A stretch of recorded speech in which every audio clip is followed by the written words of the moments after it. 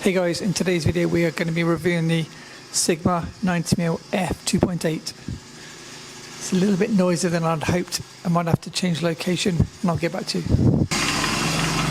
In today's video we're looking at the Sigma 90mm f2.8 DGDN contemporary lens or I series lens. Now I have done videos on the I series before. I've done videos on the Sigma 24mm, the Sigma 35mm, the Sigma 65mm, and then now the 90mm. A big thanks to Sigma UK for sending me the lens so I can share my thoughts with you guys.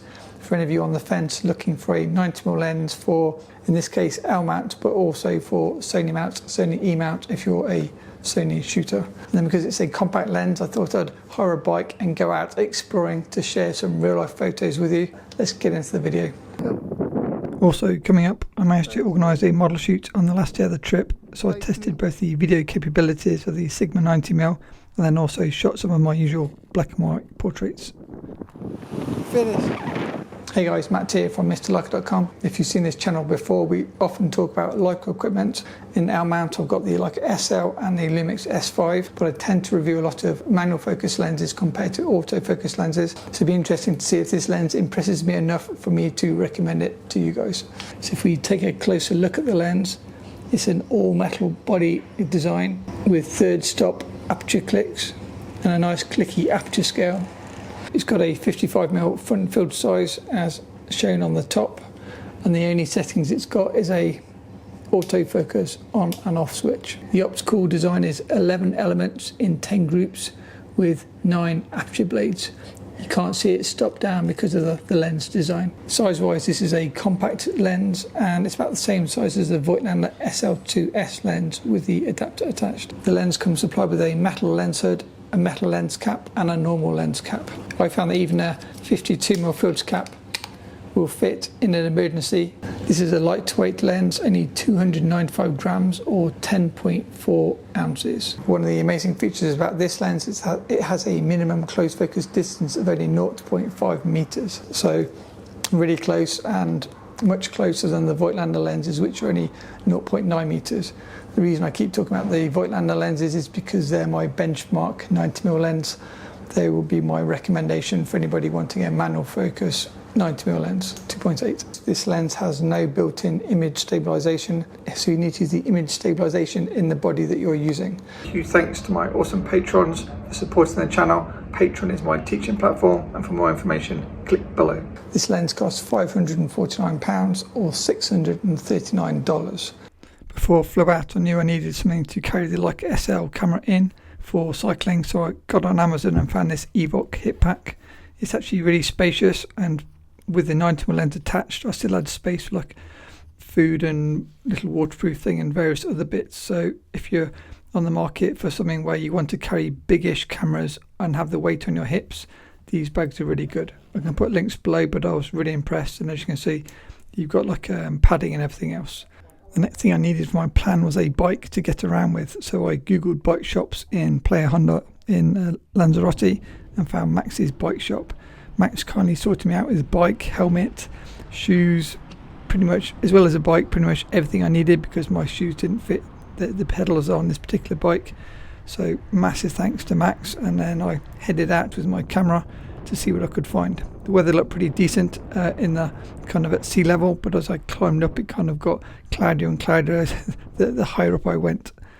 I tried to do some behind the scenes footage of me here trying to do some bike photos to test the camera kind of at higher ground, and they can see raw files and then raw plus presets to see the difference when I add my Mr. Leica presets. There wasn't a huge amount to take photos of, and then it started raining, so I shot back down the hill and then back to the bike shop. Max told me that he was making a website, so I thought I'd help him out with a few photos. So these are some photos I shot for him with the 90mm lens, and it also gave me the opportunity to test the lens in kind of various conditions, close-ups, the colour testing. I was actually really impressed. All these are shot, as you can see, in RAW. And then here's the man himself. I asked him to pose so I could get some shots of him and then also test the lens as well. I love this old chopper style bike that he had. And then he's Italian, so I asked him to grab a coffee cup and he brought down this cup and also that really cool teapot. and just happened to work really well with the colours on his cycling cap. So really cool to test the lens and a lot of fun at the same time. The next thing I wanted to test was the sharpness of the Sigma lens compared to my favourite Voigtlander APO-Skopars. So on the left you've got the Sigma, on the right you've got the Voigtlander. The Voigtlander APO-Skopar is sharper at all f-stops and has a more true colour. The Sigma is slightly more pink. That said, the Sigma is plenty sharp enough for real life use. Next test was vignetting. As you can see, there is some vignetting wide open, but as you stop down it goes to pretty much nothing. And then I wanted to test sun stars. There is 0 sun stars at any f-stop, and there's a bit of flare, as you can see in these images when shooting directly at the sun. All images were shot without the lens hood, and I don't think you really need the lens hood. It just adds weight and size. Despite the changeable weather during the week, we did have a really nice sunset one evening, and that allowed me to test the colours of the lens. As you can see, really nice colours, and yeah, no complaints whatsoever. And the 2.8 was great in low light. I used the street light to test the bokeh, circular in the centre, cat eyes at the edges, smooth at 2.8 and f4. Then you can start to see the aperture blades, and it gets a bit more jagged as you stop down. So what is the verdict? Can I recommend this lens? And the answer would be, it depends. If you want autofocus and you can cope with a maximum aperture of 2.8 and you love small lenses, then absolutely, I think you'll really like this lens. If you shoot portraits and you want more of a, say, shallow depth of field, I think you'd be better off with, say, a fast 85mm lens. Yes, they're bigger, but they're going to give you a more blurry background. Talking of portraits, on the last day of the trip, I met with a model friend, Violet. You can find her on my Instagram. And I was testing both the video capabilities and photos. I was inspired by a skater video, and so I wanted to try some like raw, shaky style video footage. So that's what you'll see a bit of in this video. And then my portraits were my usual black and white portraits, raw plus preset applied. Here's my kit. I was using the 90mm for all photos. And then I also had a mist filter attached, which you'll see again in another clip in a second. I was also using the APO-Skopar on my Nikon FG20, so I could shoot both film and digital. Pretty much all photos are shot at 2.8. There's a mist filter, as you can see. And then I was shooting mostly towards the sun to give me that kind of backlight, which I really like for my portraits.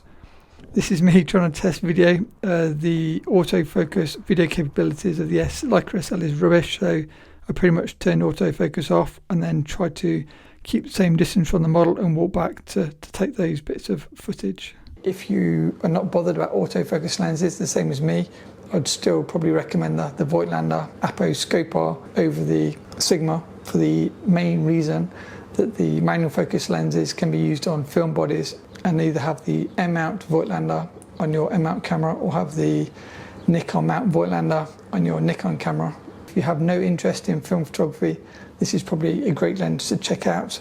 I'd say less for portraits and probably more for, say, travel. If you love the metal design of these Sigma lenses and you want autofocus, definitely check out my videos on the 35 Sigma and 65 Sigma next.